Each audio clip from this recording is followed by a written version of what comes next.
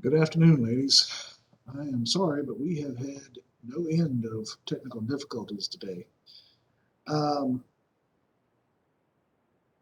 we are going to go over Edgar Allan Poe's Annabel Lee today, and I am sending you uh, pictures of notes and the questions and the text from the book itself. But you can pretty easily find a um, copy of Annabel Lee, as I have found here online.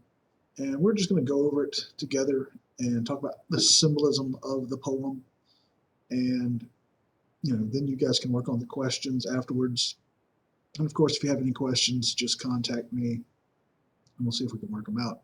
And hopefully tomorrow we can get things back on track and be normal about things. But anyway, Annabel Lee is by Edgar Allan Poe. And Poe is most often called a horror writer, but I don't actually think that's accurate. While all of his stuff is spooky and creepy, scary, that kind of thing, there's no actual or very little actual horror in it. There's no monsters, there's no um, supernatural stuff, or at least not much. I would call him more along the lines of a suspense writer myself. He keeps you on the edge of his seat, and you just don't know what's going to happen next. Um, the man had an incredibly hard life.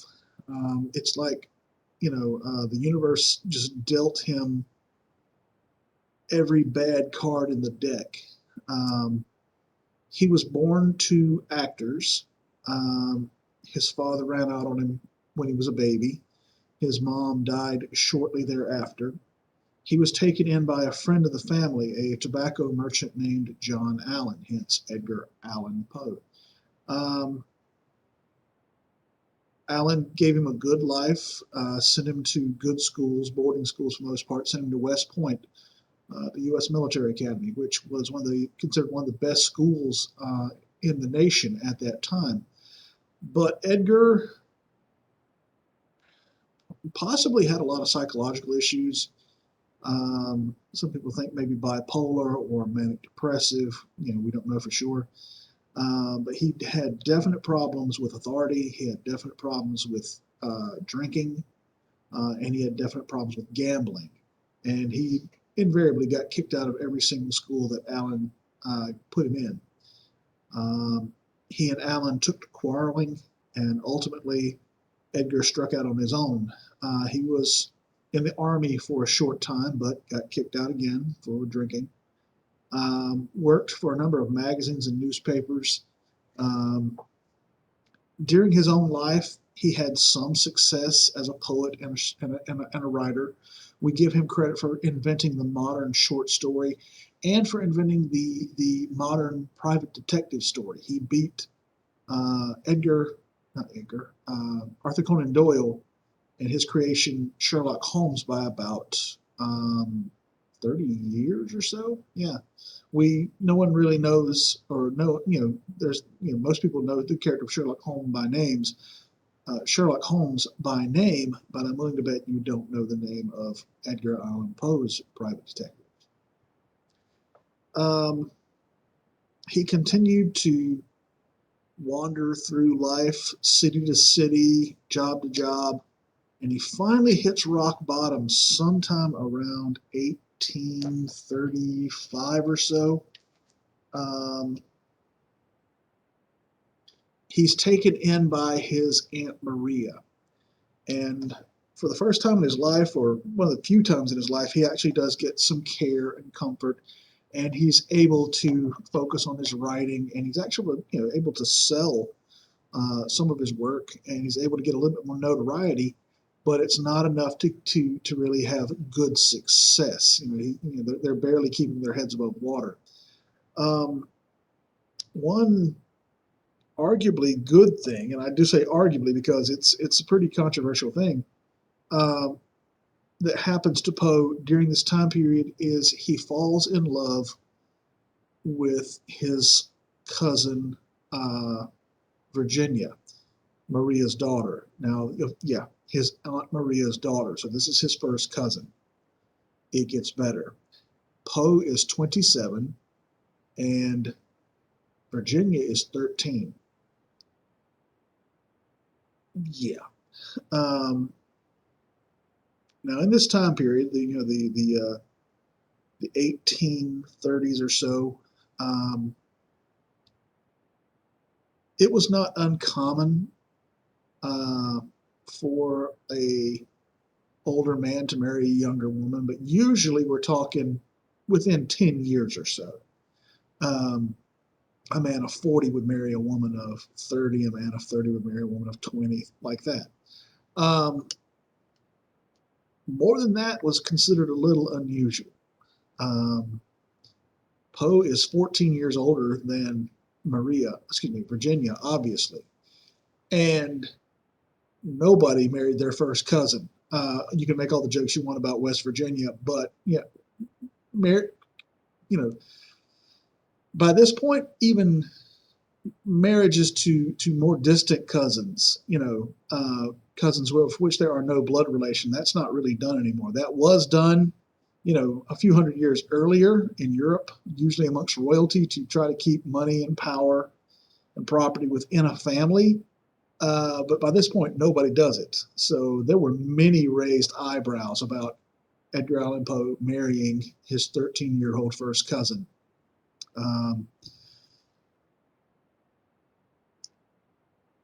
Ultimately, even if they did seem to be quite happy together, they weren't happy for very long.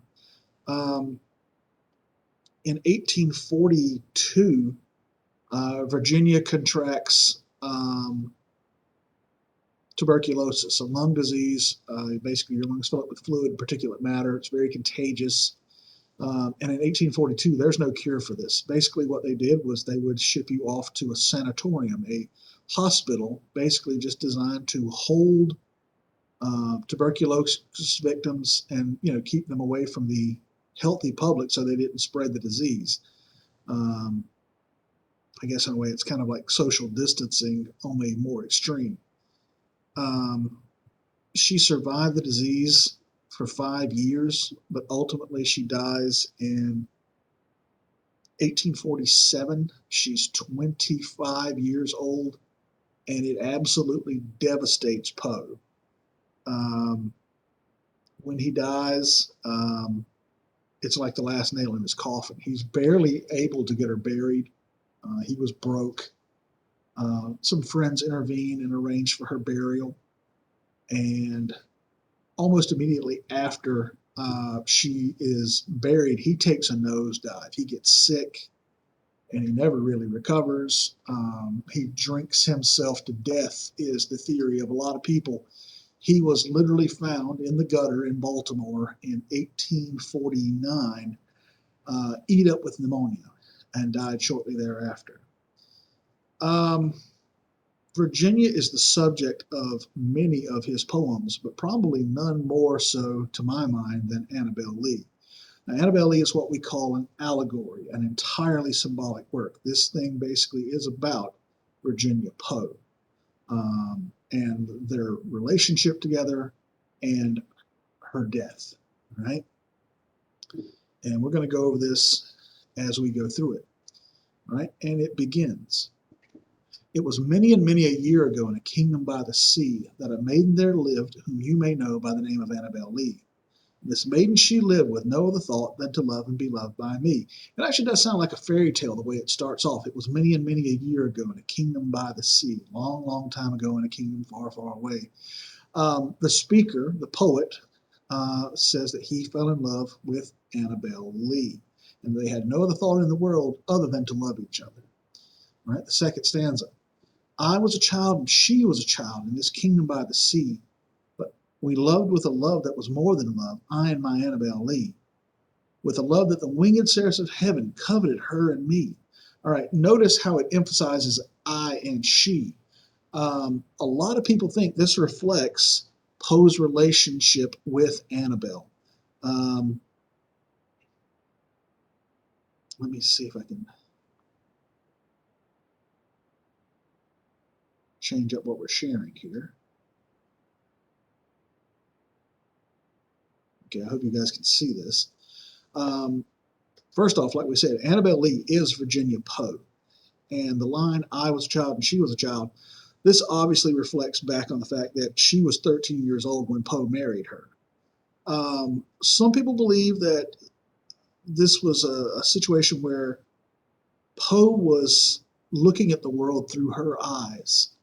And through her younger, more hopeful eyes, he's able to not only see a better world than he sees around himself, because you got to think Poe's probably got a very bitter outlook on life, particularly when you read his poetry and read his stories. You know, there's not a whole lot of hope in them. Um, but beyond that, maybe he's able to actually re-experience childhood. You do have people who when they are denied childhoods themselves, are basically um, at some point later in their lives when they're able to, they will try to, I guess you could say, recapture their childhood. A lot of people point to Michael Jackson as such an example.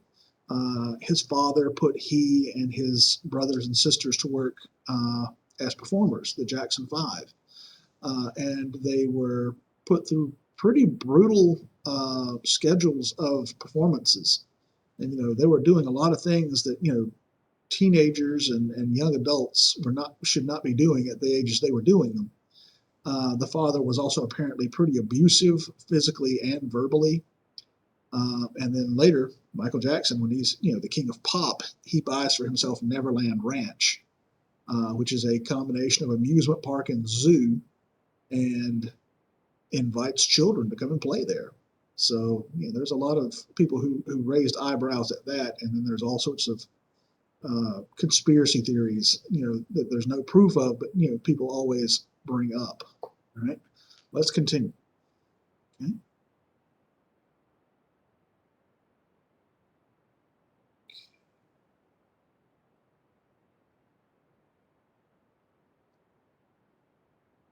I hope I'm doing this right. Okay, let's go back to the poem. He also mentions that uh, they have a love that was so unique that the winged seraphs of heaven, the angels up in heaven, grew jealous of it. All right, we're going to come back to that. And this was the reason that long ago in this kingdom by the sea, a wind blew out of a cloud, chilling my beautiful Annabel Lee, so that her high-born kinsman came and bore her away from me, to shut her up in a sepulchre in this kingdom by the sea. Right? The angels not half so happy in heaven when envying her and me. Yes, that is the reason, as all men know in this kingdom by the sea, that the wind came out of the cloud by night, chilling and killing my Annabel Lee. All right? He says that the angels grow so jealous of the relationship he has with Annabel Lee, they murder her. All right? They send a chilling wind that steals Annabel's breath away from her. And kills her. All right. Now, again, this one's pretty obvious. And if you think about what happens in the poem versus what happens in reality, Virginia dies from tuberculosis, a lung disease. Basically, she reached a point where she just could not breathe, and she died. All right. So that one's pretty obvious. All right. Now, as to why he would blame the angels for this one's a little bit more of a stretch, but sometimes when people are very angry, they look for someone to blame for their troubles. And here we have Poe losing the one good thing he's had in his life. An entire lifetime of misery, the one good thing he had was Virginia. And now she, at the age of 24, has died too. And some people think that in the poem, him saying that the angels grew jealous and killed her out of spite, this could be Poe actually blaming God for the death of his young wife. It's possible.